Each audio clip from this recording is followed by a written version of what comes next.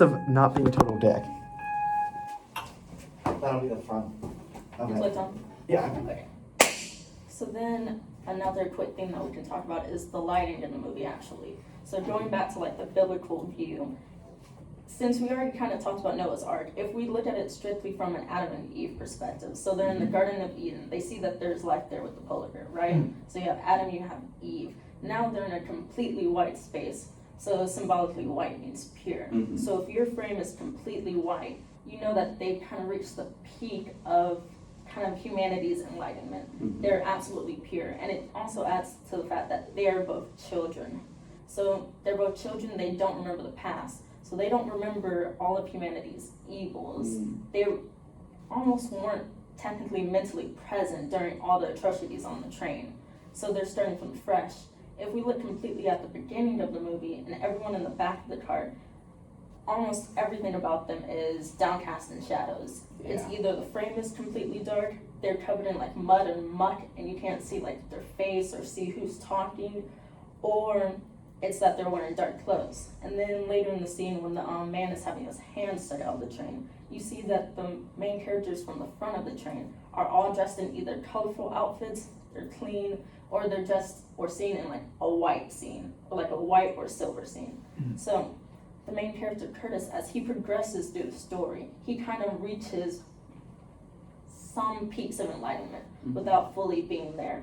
In one scene, let me see. He's fighting for the first uprising before they get their fire. Himself is in shadow, but behind him is the white pureness. So the pureness is attainable for him, but he himself is turned away from it. So he's not trying to reach that enlightenment. As they get the fire, he's in now an orange frame, so he's getting some type of enlightenment, showing that they're willing to kill their people. They don't really care about the people in the back of the train.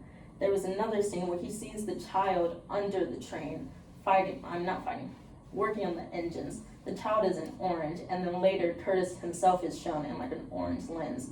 He knows truly what the children are being used for now. So he constantly is getting a sense of enlightenment. And now as the movie progresses, he's shown in like a full frame. He's no longer being shown like as a shadow against the background. He himself is actually, his face is shown, he's a little bit cleaner.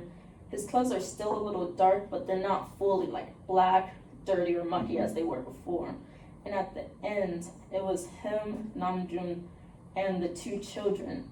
In the explosion, they were the only characters shown to be in a pure like orange fiery background. So while they were able to learn, like they know the truth about the train, they know the truth that they're going to die, but they choose to protect the two children as their sense of like last balance of enlightenment for what they can do for society. And then later you see the two children back in the pure white. Yeah. And I think there's also really interesting to be said about the fact that there's a polar bear used, right? Like that's a white animal. They could have used, a brown bear or penguin, all these different, penguin would be more applicable just based on temperature. But there's plenty of, animals that exist. You could have used a tree, right? So what is so the exact same thing, but the choice to use a polar bear, right? An animal that's infamously white is also unique. Also, it's large, so it's like bountiful. Like maybe it's like suggesting hope at the end of the film. Yeah, definitely, especially being so high on the food chain. If a polar bear exists, then the polar bear has food, and that food has food as well. Exactly. Yes. Yeah. And that's kind of where it can differ from like the Garden of Eden with a specific tree. If a tree exists, there's nothing really like that the tree needs besides just light to survive. But if you have an actual predator, you know that there has to be life that exists on that plane. So in doing that, it can be a beacon of hope that there is something that for them to attain, they can start society over again. They can survive. Definitely a very powerful scene. Not a single word was said. It was just zooming in on that polar bear, and yet the movie displays so much. Yeah.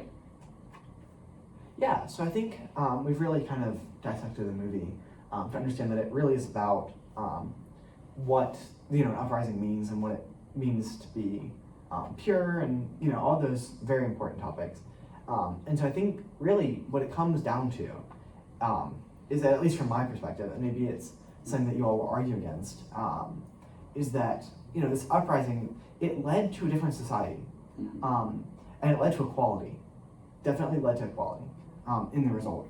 But that equality, while equivalent for everyone really, the two children outside, they're on equal footing in the external world, and everyone left inside the train, who we assume is dead, they're also on the equal footing, right?